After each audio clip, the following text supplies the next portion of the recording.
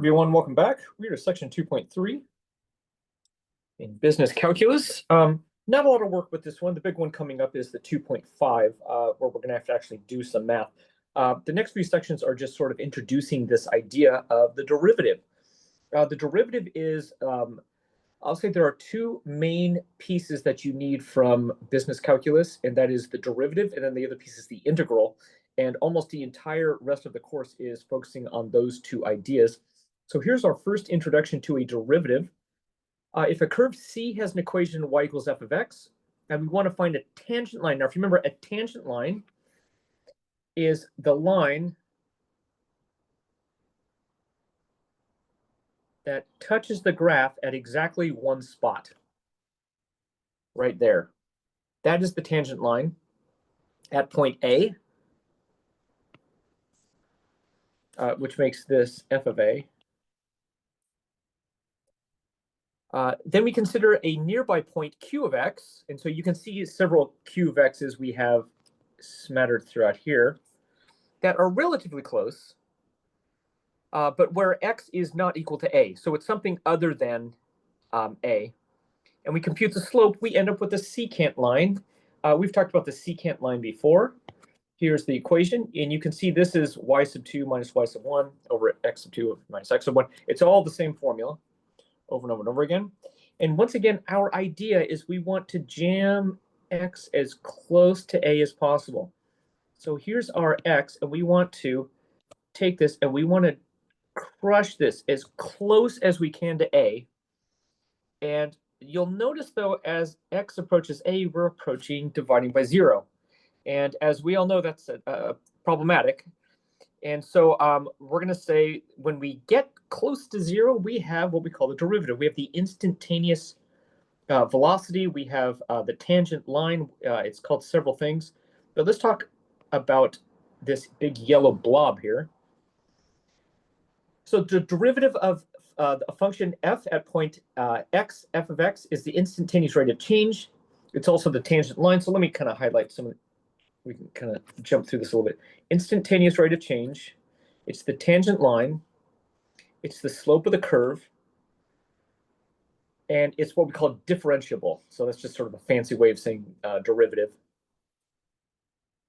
The notation that we use is f prime of x. And you can see that right there. And we call that f prime. And sometimes we'll say y prime. So sometimes it's f of x, sometimes it's y. So either way, we use the prime notation. This is notation that the famous physicist Sir Isaac Newton came up with when he was trying to solve a physics problem and accidentally had to create calculus to make that happen. So that's how genius he was. However, there was another mathematician by the name of Leibniz. You can see that name bold below there. He was Dutch, Swiss, I don't remember, but he wasn't English.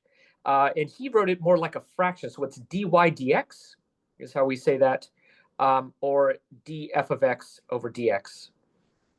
And actually, that notation is a lot more useful. I'm not going to get too much more into this. You're welcome to read more. This is more of an introduction. But I do want to highlight this major idea. Our derivative of f with respect to x is defined by what's called the difference quotient. So here we have the limit as h approaches 0. H is delta x, meaning the change in x, of f of x plus h minus f of x. Now, believe it or not, this is still just our same old. It's just a variation on the same version of that, believe it or not. Except the idea is that h is the idea as x sub 1 approaches x sub 2. And that's what h is. All right, let's keep going. So here we have a graph. And since the derivative is representing the slope of the tangent line, remember, positive slopes go in this direction and negative slopes go in this direction. And so as we're drawing in a whole bunch of tangent lines and slopes, we see that the slope of the tangent line is positive, meaning we have a positive derivative from negative infinity up until we hit, I'm going to say that's about negative 2.5.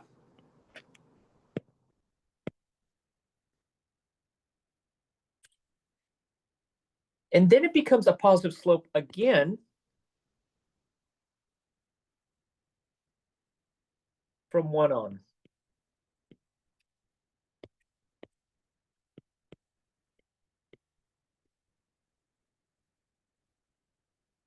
Now we have a negative slope of the tangent line as we are moving through negative 2.5 on up to 1. So again, the slope of the tangent line.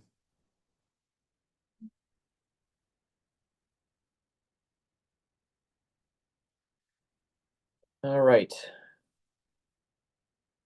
So now we're going to take a look at the point on the graph.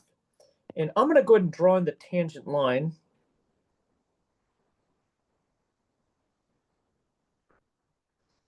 And I want to identify, is the slope of that line positive or negative? And that is definitely looking to me like this is a negative slope, meaning f prime, the derivative, the slope of the tangent line, is negative at the point -1 and then whatever the y value is, somewhere between 2 and 3. So that's just a quick overview introduction to the derivative. In the next video, we'll talk a little bit more about what can we do with the derivative.